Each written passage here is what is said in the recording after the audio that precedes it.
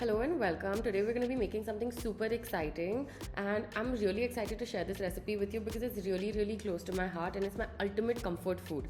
So we're going to be making ramen. This recipe is inspired by the ramen that I had at the Team Labs in Tokyo. It's a vegan restaurant, and the most interesting part was that under their menu card I read that they use oat milk in their ramen. So this is something I actually noticed when I went there for the second time, trying to figure out what was really inside. And it gave a good hint for me to do some more research and figure out how to make this ramen. Came back, tried a few recipes, finally mastered it. I've been making this for the past 2 years for my friends and family, and I'm so excited to share it with you. Another amazing thing about this recipe is that you can customize it according to your tastes and preferences. You can make this very easily vegan, vegetarian, non-vegetarian. You can add whatever meat. You can make it healthy. You can make it indulgent. So basically, it's a very flexible recipe, and let's get to it. We're gonna be starting with the broth. The first thing that I'm doing over here is adding my oat milk, but you can definitely start with sauteing some vegetables in the pan before you add in your oat milk. So this is a really quick and easy recipe. I'm not going to be cooking any vegetables before I put in the oat milk. Next up, we're going to be making our sauce. The sauce is the main part where all the flavor comes from, and it also is great for the texture of our base. The main ingredient for our soup base is going to be tahini. So you take about 1 tablespoon, or if you want to be super precise, you can take about 15 grams of tahini. If you don't want to use tahini or you don't have tahini, you can also use peanut butter or sesame paste. Peanut butter tastes great as well, and it does taste different from the tahini. So what I do is I usually alternate between them, so I get the best of both.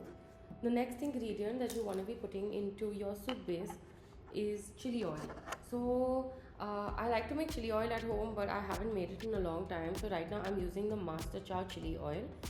This is available on Blinkit or Zepto or in stores, or they also have their online store. So you want to put in about half a tablespoon of chili oil. I avoid putting the oil. I put more of the flaky part because it has more flavor in it, and the oil is just more calories. So you might as well get the flavor bomb into your sauce. After the chili oil, you want to add 1 tablespoon of soy sauce, a little more than you add about half a teaspoon of vinegar. Then we will go in with again some coriander. Like I just put it, andase, eyeball it.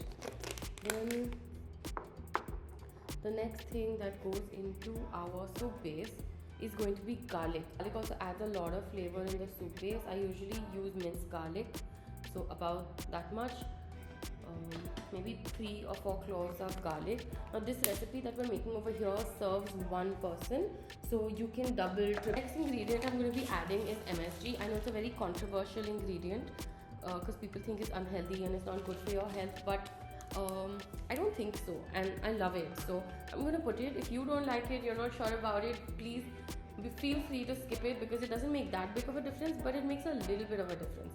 Okay, after MSG, we're going to be going in with some spring onion.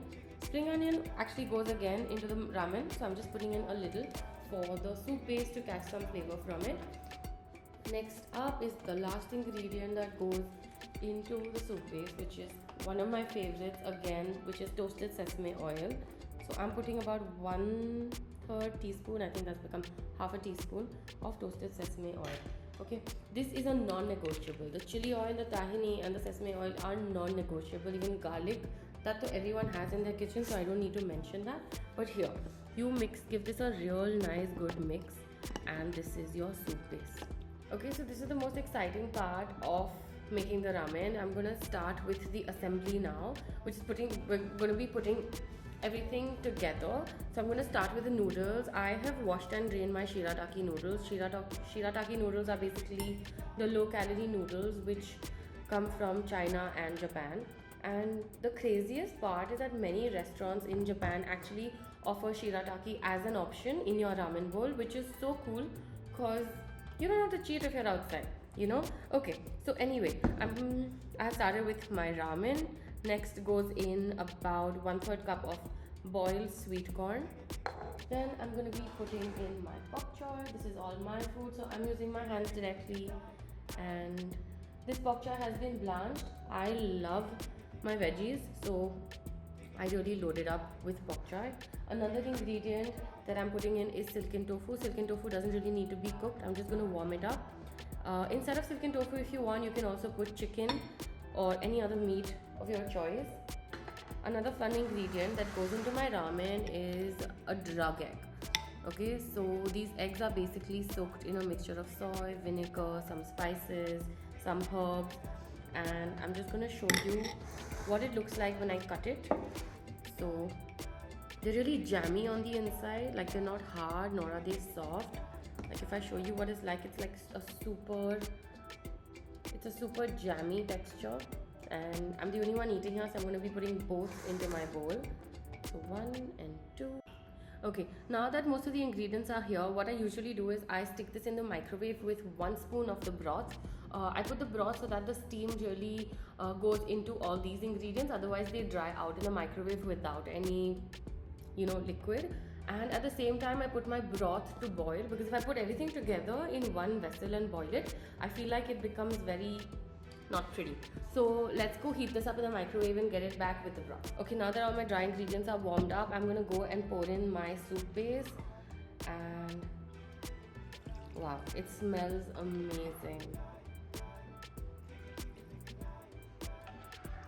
Now I usually take a serving bowl for this because the regular bowls don't fit in a huge ass serving. Okay, if you notice, I've put the whole broth into my bowl because this is precisely 1 serving. Now the best part is the soup base. You can start adding this little by little. If you want, put half at a time if you don't like it too spicy, and if you feel like you love your flavors exploding, then go ahead and put all of it in. I love it, so I'm not gonna spare even the tiniest bit in the bowl. Okay. Yum. Okay, last 2 things left. We're going to be going ahead and putting in some green onions. So some green onions on the side, and the last thing we're going to do is top it up with togarashi. Now if you don't have this, don't worry, you can really skip it. I like to add a little more zing of flavor, so I'm just going to put this in. Okay, and the best part, we're here for the taste test and to actually finish my meal. So I'm gonna go ahead with mixing the whole thing. I want the soup base to completely melt into the broth. And it really melts easily because it's all hot in there. And the color instantly changes. It's not like off-whitish anymore.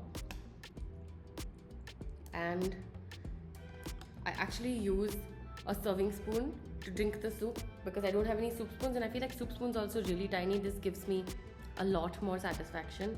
I'm going to start by just taking a really nice sip of the broth.